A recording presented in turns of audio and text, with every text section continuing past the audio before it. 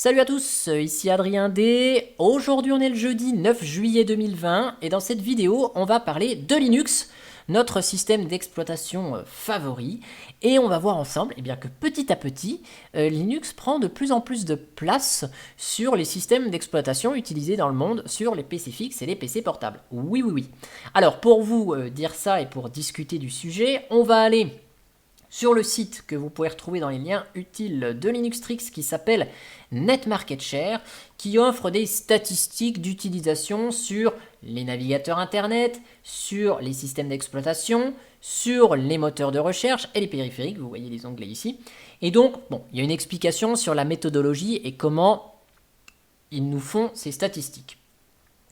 Les statistiques les plus précises et les plus fiables du monde seraient celles qui consisteraient en une remontée de mouchards installés sur des téléphones, des PC fixes, des PC portables, des serveurs, des box, des télés, tout ce que vous voulez, qui remontent sur un site commun des informations du style, imaginons j'ai un mouchard, il y a des mouchards partout, on en a un dans le PC fixe. Mon PC fixe, c'est le périphérique numéro 465 299 465 631. Voilà. Et puis lui, il va contacter le site central, puis il va dire « Ok, on est le 9 juillet, il est 18h30, je suis un PC fixe, j'ai un processeur AMD machin, j'ai 16 Go de RAM, j'ai un disque SSD de 512 Go de marque Samsung. Dessus, j'ai un système d'exploitation Linux. Le navigateur web par défaut, il s'appelle Vivaldi. Le moteur de recherche, c'est DuckDuckGo. Très bien. Et puis après, le site, il permettrait d'avoir des statistiques sur le pourcentage de PC qui utilisent AMD, le pourcentage dans le monde de PC fixes par rapport à des portables, à des serveurs, etc. Bon, ça serait les meilleurs stats du monde, mais on les a pas. Donc on va faire avec NetMarketShare.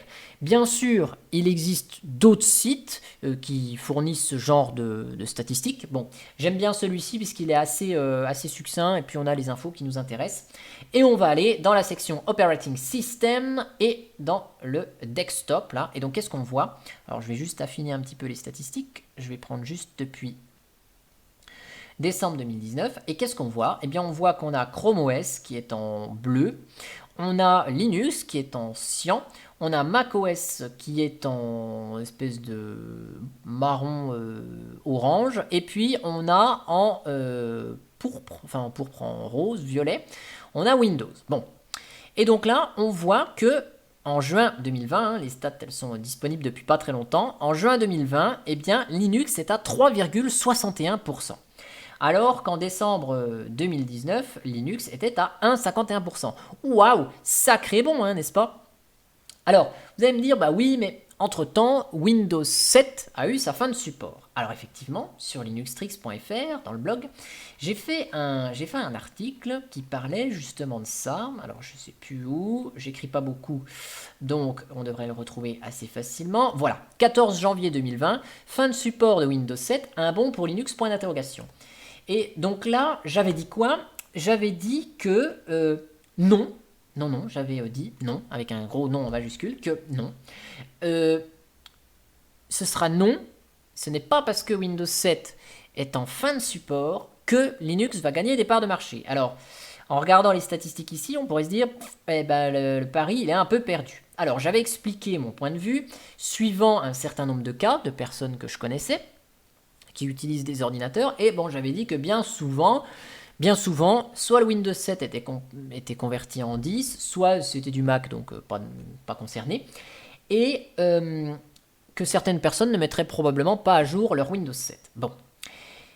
Eh bien, je pense que j'ai pas encore tout à fait tort, et ici, vous allez voir ce qu'on va faire, on va aller dans la partie, alors je vais vous laisser ça là, on va aller dans la partie desktop version, donc là on va affiner, on va voir les versions exactes. Et je vais vous reprendre des stats pareil depuis novembre 2019. Et là, c'est rigolo parce qu'on va voir que décembre 2019, donc vous voyez, Windows 7, novembre, 29,64%, décembre, 29,57%. Et là, boum, fin de support, mois de janvier, on passe de 29,6, allez j'arrondis, à 25,6. On perd 4% de Windows 7. Sauf que ces 4%, ils ne sont pas allés chez Linux, hein. Ils sont partis chez Windows 10, puisque Windows 10 passe ici de 53,3 à 57,1. Donc ici, on récupère les 4% sur Windows 10, un peu chouille après, et Linux, finalement, ne monte pas. Ici, on ne le voit pas, en fait, Linux. Il n'est pas là. Il n'est pas là. Et en fait, Linux, il arrive où? Il commence à prendre des parts de marché ici, là, vous voyez, en mars 2020. Alors, est-ce que ce sont les gens qui sont un petit peu longs à réagir sur Windows 7? Pas sûr, pas sûr.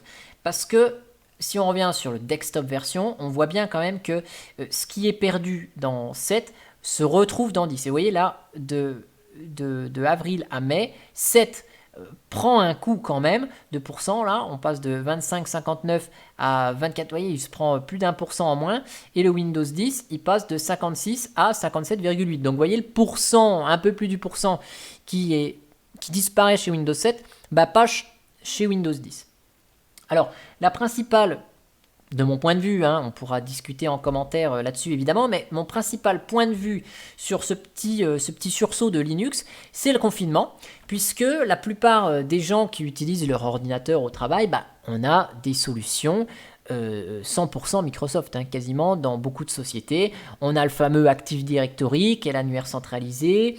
On a des outils extraordinairement puissants et qui facilitent l'administration quand même de ces postes de travail sous Windows dans les entreprises, telles que des solutions comme SCCM. Donc tout ça fait que cet écosystème Windows, enfin cet écosystème Microsoft est omniprésent dans les entreprises. Et les gens qui vont faire du télétravail, parce qu'ils ont été confinés ici, eh bien, utilisent d'autres systèmes, des systèmes alternatifs chez eux, dont Linux. Et effectivement, moi le premier, j'en fais partie, j'utilise un PC portable avec Windows 10 au travail. La plupart du temps, j'utilise le Windows 10 et non pas Calculate Linux qui est en dual boot dessus. Et quand on a été confiné, là, à la mi-mars, qu'est-ce que j'ai fait? Plutôt que de travailler ce petit écran 15 pouces du Windows 10 du travail, qu'est-ce que j'ai fait? J'ai utilisé mes deux grands énormes écrans du PC fixe et j'ai travaillé sous Linux. C'était beaucoup plus confortable, pas dans le sens où le système d'exploitation est différent ou autre, mais d'avoir mes deux écrans, d'utiliser mon clavier, ma souris, profiter de mes 16 Go et non pas des 8 du PC portable. Donc, voilà, j'ai plus de RAM, plus de puissance, un double écran. Bon, voilà, c'est quand même beaucoup plus confortable de travailler ainsi. Et donc, on voit que confinement égale augmentation des parts de marché. Alors, j'aime pas vraiment le mot part de marché, mais c'est vrai que là, c'est écrit market share, donc je traduis ça par part de marché. Mais ici, on voit quand même que Linux s'envole un petit peu. Je dis s'envole parce que dans le sens où entre là et là, on passe de 1,47 à 3,61, donc effectivement, on fait plus que doubler. Mais ici, je pense que la principale cause, alors je ne sais pas si on peut parler de cause ou d'effet, mais pour moi, l'effet, c'est le télétravail qui fait que les gens ont travaillé avec leur PC ici. Et nous, on l'a bien vu dans notre GUL, notre groupe d'utilisateurs de logiciels libres. OBS, il enregistre toujours, oui. Dans notre groupe d'utilisateurs de logiciels libres, on n'a pas vu, fin 2019, début 2020, on n'a pas vu un sursaut d'activité. On n'a pas triplé les gens qui étaient dans la salle pour venir nous dire « Ah ouais, Windows 7, ça va plus marcher, est-ce qu'on peut installer Windows 10 ?» Non. Non, installer Linux, je veux dire. Non, les gens ont continué sur leur lancée, puis soit continuent à utiliser Windows 7, et puis là on le voit d'ailleurs dans le desktop version. Ici, on voit bien qu'on a encore en juin 23% de PC qui tournent avec Windows 7. Donc on voit que les gens utilisent encore des systèmes d'exploitation non supportés. Et à titre indicatif, nous on a à peu près 30% encore de notre parc informatique qui fonctionne sur Windows 7.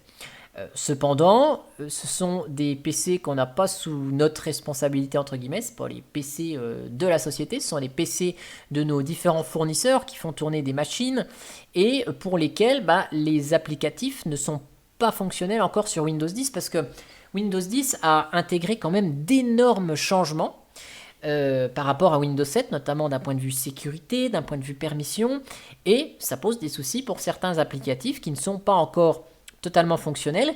Et Dans le monde entreprise, quand on installe une application sur un nouveau système, mais il faut la qualifier, il faut la valider, voilà, on a besoin d'un certificat, ce qu'on appelle un certificat de non-régression, vérifier que tout ce qui marchait avant fonctionne après. Et dans mon domaine, on utilise encore beaucoup de connexions série, vous savez, les ports RS232. Et donc ça fonctionne très mal avec Windows 10. Et donc, on ne peut pas changer une connectique d'une machine comme ça du jour au lendemain.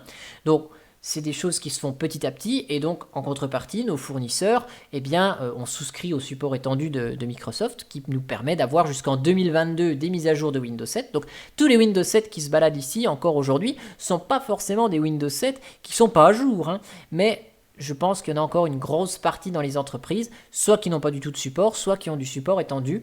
Mais voilà, dans ce petit point de vue sur le fait que Linux gagne des parts de marché, il faut être très prudent sur l'analyse de ces chiffres ici.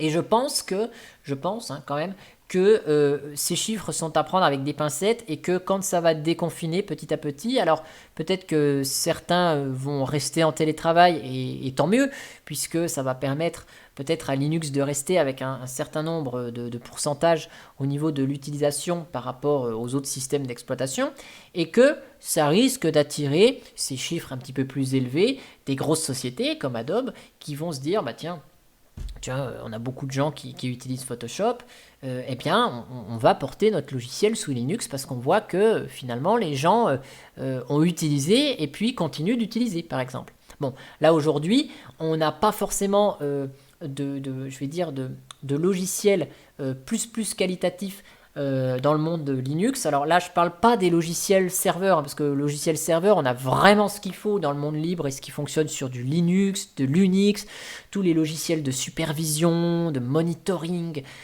tout ça, on a des outils fabuleux sous Linux et qui fonctionnent vachement bien. Donc ça, il n'y a pas de souci, je ne parle pas trop de la partie serveur.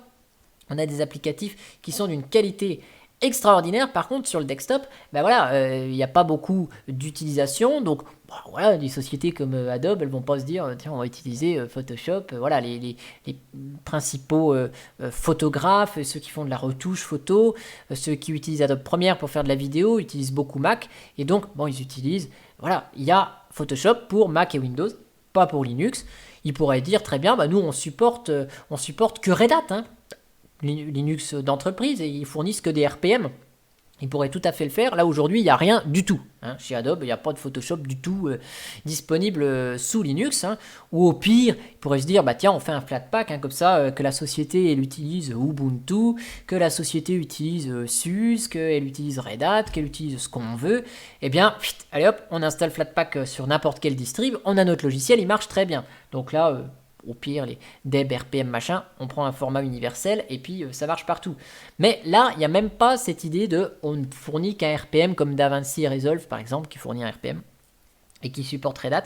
Là, on n'a même pas une initiative d'un seul système Linux, au moins, là, il n'y a rien du tout, quoi.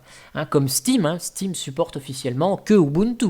Hein, mais derrière, il y a des implémentations, des bricolages qui font que Steam fonctionne partout ailleurs en décompactant le DEB, mais Steam a misé sur une plateforme, après c'est des adaptations. Steam, ça marche. Bon, voilà. Donc, est-ce que cette petite envolée va réveiller certains gros développeurs de logiciels professionnels pour se dire « Ah, il y a peut-être un marché à aller conquérir ici. » On ne sait pas, on verra de quoi l'avenir sera fait. Est-ce que quand les pays vont déconfiner petit à petit, parce que là, aujourd'hui, ceux qui sont en télétravail, les sociétés incitent encore toujours à continuer le télétravail, mais quand ça va s'arrêter, est-ce que Linux va gagner cette confiance et va rester à son niveau ou ça va redescendre? Seul l'avenir nous le dira, mais au vu de cette petite analyse et de l'analyse ici des versions, je vous confirme que c'est pas non plus l'abandon de Windows 7 qui fait que les gens se ruent sur Linux. Donc voilà mon analyse. Si vous voulez analyser ça ensemble avec moi, donnez votre avis, n'hésitez pas à poster un message dans les commentaires de cette vidéo, on pourra en débattre là-dessus. J'espère que cette petite analyse vous aura plu. Qu'est-ce que vous en pensez aussi de cette de cette montée de pourcentage d'utilisation de Linux hein, sur les systèmes bureautiques. Hein. N'hésitez pas à mettre des commentaires, on pourra discuter de cela. C'est fait pour ça, dans le strict respect comme d'habitude, mais bon, ceux qui, bien évidemment, ne sont pas respectueux dans leurs commentaires ont remarqué que je les supprimais. Donc ça sert à rien de poster n'importe quoi puisque je valide tout à la main. Et c'est pour ça que les commentaires, des fois, mettent du temps à arriver parce que je ne suis pas H24 sur YouTube à valider les commentaires. En tout cas, j'espère que cette petite vidéo vous aura plu. Et moi, je vous dis à bientôt pour une prochaine vidéo. Allez, ciao ciao!